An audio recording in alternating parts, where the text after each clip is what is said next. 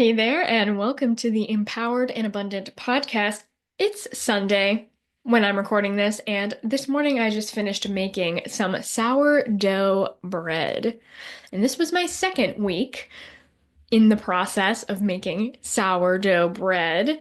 And last week was my first attempt, and the loaf came out totally overcooked and nearly burnt. And so this week I was trying it again, and I'm really excited about it. I'm writing everything down, I'm taking notes, and I'm really approaching this with the scientific method of how can I do this correctly? How can I do it well so it comes out good so that I can be a regular bread making person and set weekly bread schedules.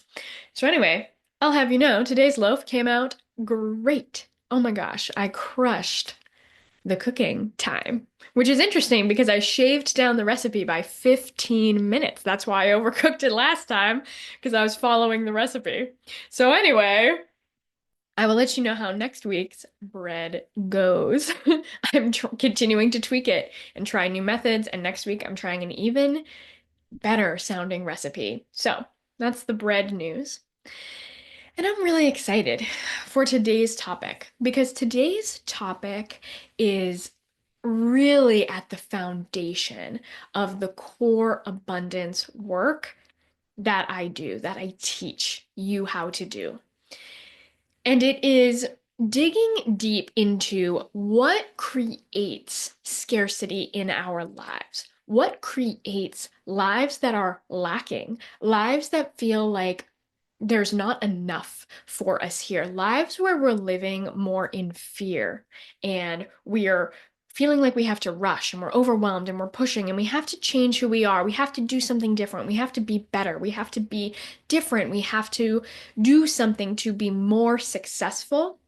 We have to do something to make more of this life.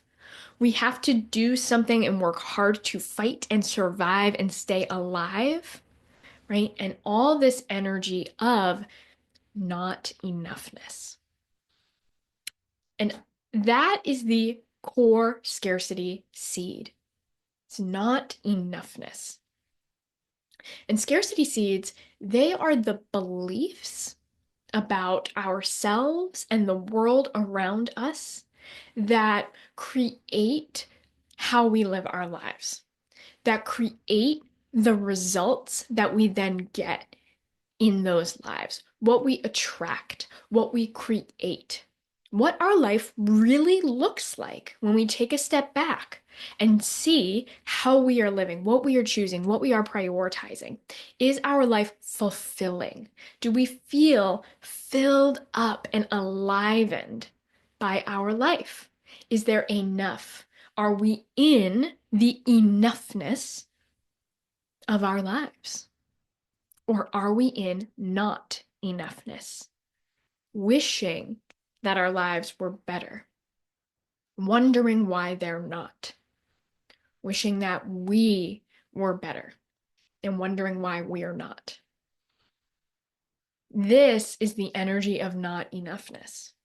And not enoughness bleeds into every aspect of your life. If you have a scarcity seed of not enoughness underneath who you are, underneath your identity, as a core mindset pattern and belief that I am not enough. There is not enough for me. Not good enough, not pretty enough, not healthy enough, not strong enough, not brave enough, not capable enough, not worthy enough, not deserving. There's not enough for me here. No one loves me. There's no attention. There's not enough for me here, okay? I have had not enoughness in my life for my whole entire life up until this point, where the layers and layers and layers of not enoughness are shedding, right? This belief, this thought of not enoughness, this reality of not enoughness, simply from being born a younger sister. Not enoughness has been implanted in my life from the moment that I was born simply by being born a younger sister, right? And being a younger sister for me pushed me to want more attention, right? To act in certain ways to get that attention because there's two of us, right? So time is split. And it's not a criticism on how I was raised or my mom or any of that at all, right? It's not even that. It's simply the circumstance of having another sibling and growing up feeling like there wasn't enough for me and that I wasn't enough, right? And so seeds, these scarcity seeds of not enoughness, can be implanted simply from existing, right? In this reality that we live in, there are so many opportunities where we can be taught not enoughness in our lives growing up, not worthiness, not enoughness. And it doesn't even have to be like traumatic or bad. It just is simply what we made those things mean as a kid, right? The moments when my mom did have to prioritize my older sibling. And that's okay. Like, that's her being a good mom. But as a kid, being like, what did I do wrong? Or it's so unfair. Like, no matter what I do, it's never good enough. Or like me trying to get attention and therefore being a pest. Okay. I was a pest as a kid. You might look at me and be like, oh, Scarlett, she's so nice, or whatever you think about me. And listen, I was that kid throwing temper tantrums in the Walmart. Okay. Oh my gosh, that was a detour.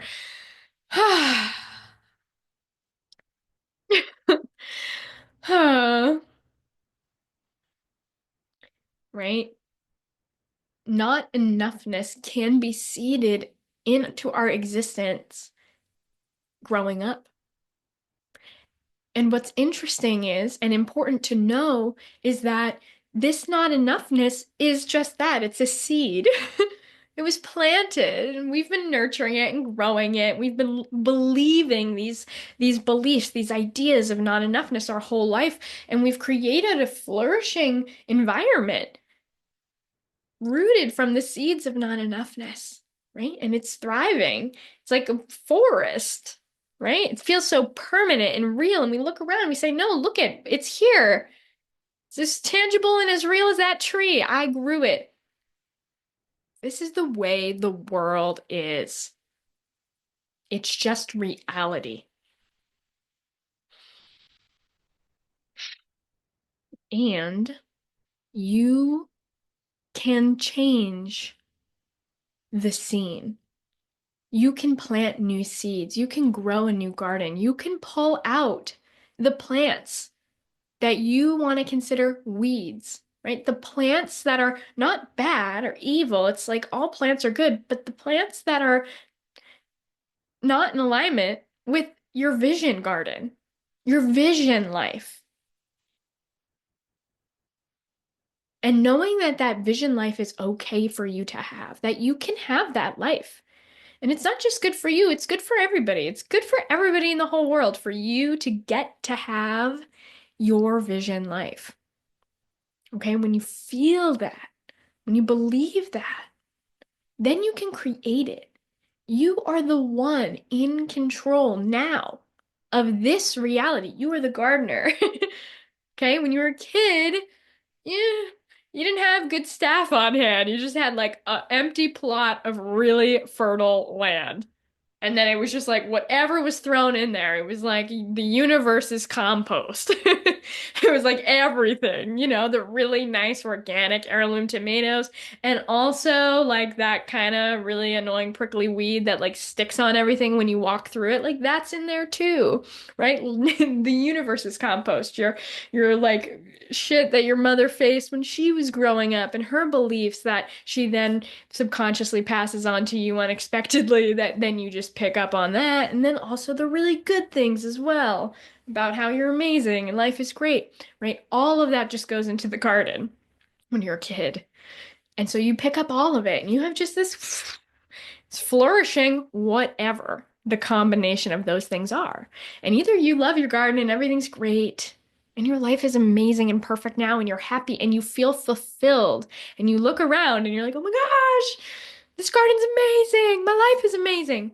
Or you look around and you're blind to what's right here, and all you see is like a hubbub of weeds. It's all mashed together, it all blends together, and you like see it all the time and you look at it all the time. It basically becomes invisible, right? You're like, I see that, but not really because I just see it every day. It's like I don't even see it anymore. I'm basically blind to my life and I'm living on autopilot, right? It's like I'm walking in the same circle, in the same path every day, and I'm so used to walking this path, I don't even need to pay attention anymore. I'm just looking down at my feet. Doop, doop, doop, doop, doop, doop, doop, doop. Okay? That's the kind of life that not enoughness can create. And I know because I've lived that life. I have been so disconnected and blind to my reality before. I was fully disassociated from my body. It's like I wasn't even there. It's like my body was here and then I was 6 feet over to the right. Just like, I'm not even here. And that can be a result of not enoughness. Not just the disassociation, but when I did feel feelings, when I did experience my life, it was bad in there. It was so bad inside of me. That's why I disassociated. That's why I was far away from my body, also far away from my life. Because if I really stepped into my reality and saw the life that I was living, I couldn't even handle it emotionally. Felt so bad that I just kept pushing those emotions away, pushing my life away, and feeling like it was this looming existence that was out of my hands and out of my control. I was just going with the flow. I was just like going. I'm like, I'm going with this flow of life, but this flow of life is taking me somewhere really dark and really scary and really hard and really numb being a zombie in my own life. It was hard. It was really, really hard in those days because I felt like there was nothing I could do about it. I had no power. I was powerless. And I kept letting life smack me around. It's like I was going down this river and like hitting a rock and hitting a rock and hitting a rock and hitting a rock, getting beat up, getting rolled around, getting tossed up. I'm like, oh my God, just end it. Just fucking end it. Get me off this ride. Until one day I got smacked into a rock so hard that the rock said to me, or no, I hit the rock so hard that I thought to myself, oh my gosh, maybe I should check and see if I have a paddle. And then I looked at my hand and I was like, whoa, I have this paddle. And it's up to me to decide to use it. I've always had this paddle. It was right here. I just didn't see it. Let me start to use it. And let me tell you, when I was beat up and disheveled and like bleeding and waterlogged and soggy and so hard to like paddle that paddle for the first time. Be like, I'm gonna do it. I'm gonna do it. It's like exhausting. You gotta pull your whole body up. You're beat up, you're down. It's the hardest time to do something you've never done before. But then you do it. You say, I need to, because suddenly my will to live is stronger than the call of letting go and giving up and dying. And so I paddled for the first time, even though it was one of the hardest things I ever had to do. I made a new choice about my life in that moment. I took a new path. I made a new decision. Instead of being impassive to my life, I recognized that I was the one in control and I took a step. And that changed everything for me. It was learning to be decisive about my life and to move forward for me. Because before, when I was floating down this river, I was indecisive about my life. I wasn't choosing anything. Life was choosing for me. And you know what life was choosing? Life was like pushing me to choose for myself. So life said, I'm going to knock you down a peg and maybe you'll choose then. And then I didn't. And then life was like, okay, let me knock you down another peg. See if you choose then. No, you're not going to choose? Okay, here you go. Here you go. Here you go. Here you go. Here you go. When are you going to choose? When are you going to make a decision about your life? Let me tell you, I didn't make a decision for a long time because I lived based off of should. I should be successful. I should make a lot of money. I should be happy. I should be the best. But that should wasn't me choosing what I wanted.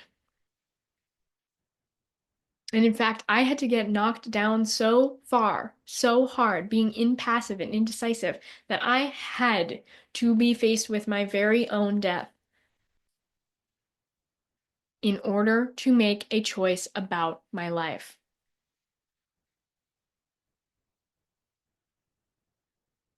I had to face my very own death in order to make a choice about my life. And that choice was to live. That choice was to do something about it so I could live. And not just live this way I had been living, but to really live. It's different than just existing.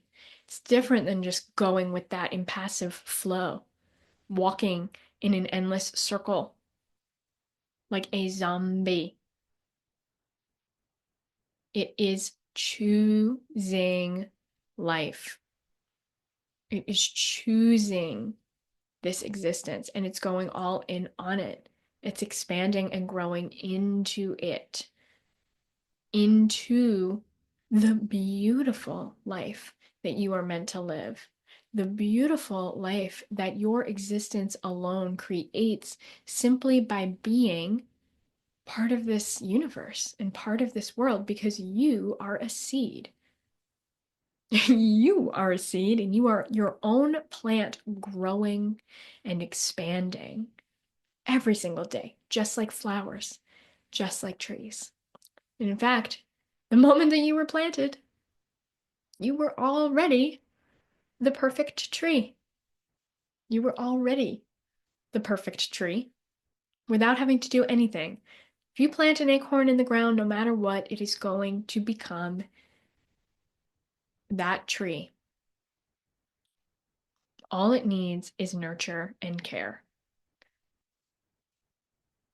So when you start nurturing and caring for yourself, choosing life, choosing to prioritize life and make it what you want to make it, make this life what you want it to be, then you create it.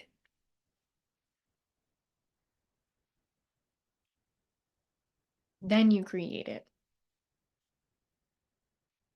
And the foundation of this comes down to clearing and releasing the seeds of not enoughness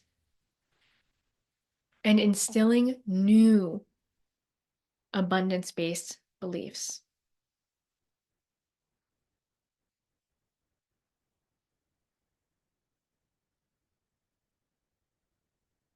Because when you plant these seeds of abundance, that is when you make that your reality. That's when you create that life. But it's up to you to put that effort in, to be the farmer of your garden, to plant the seeds and water them, and to keep watering them, and to keep taking care of them, and to stay committed to that forever. But not because you have to, but because you get to.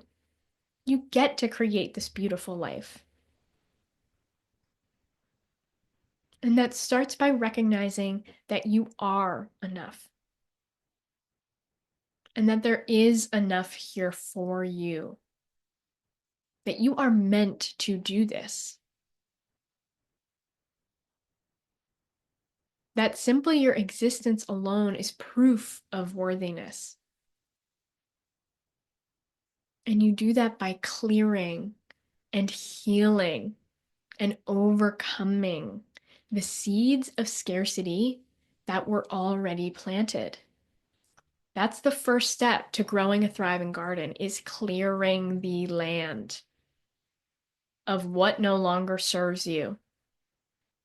Okay, that is a step, and that is why it is the first step on the path to creating abundance. It is surveying your land. It is seeing what exists within you and deciding what no longer serves and clearing it out. And that's exactly why it's the first 4 weeks of the Empowered Abundance program is all about bringing awareness to what is already in your garden, the seeds of scarcity that have been holding you back, bringing awareness to them so that you can do the work of healing and releasing them.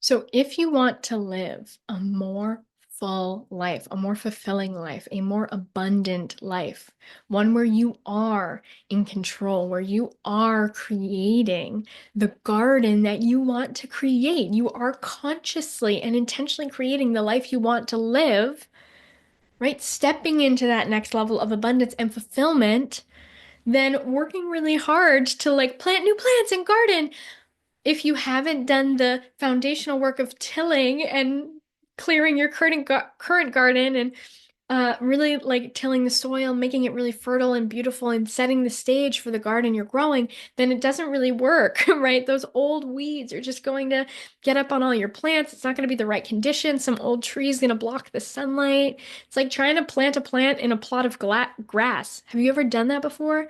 Like you have to clear it out and get fresh dirt.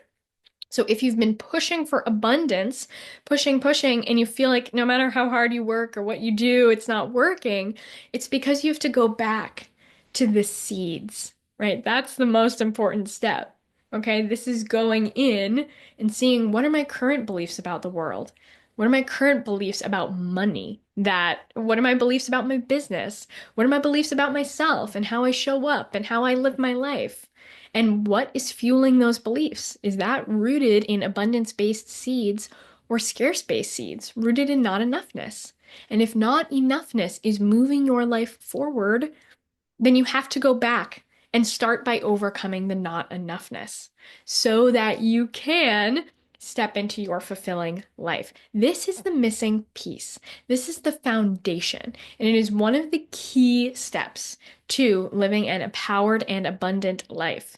And that's the most important step that you can take because without it, nothing else matters.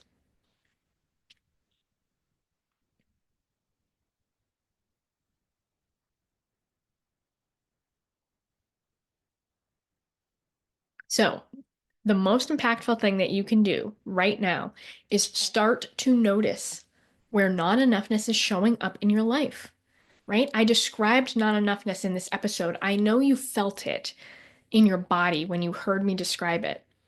Notice what that feels like. Notice what the thoughts and the beliefs of not enoughness are. And when you see them showing up, notice them. Notice where not enoughness is impacting you. Because guess what? You can change these thoughts. You can change these beliefs of not enoughness. And when you do, that's when you instill the new ones of abundance. Okay? That's your first step. Notice not enoughness. And if you are ready to go deeper, to take this all to the next level, to not only do this first step well, and also do the next 4 steps on the path to creating abundance, then you can come and join the Empowered Abundance Program.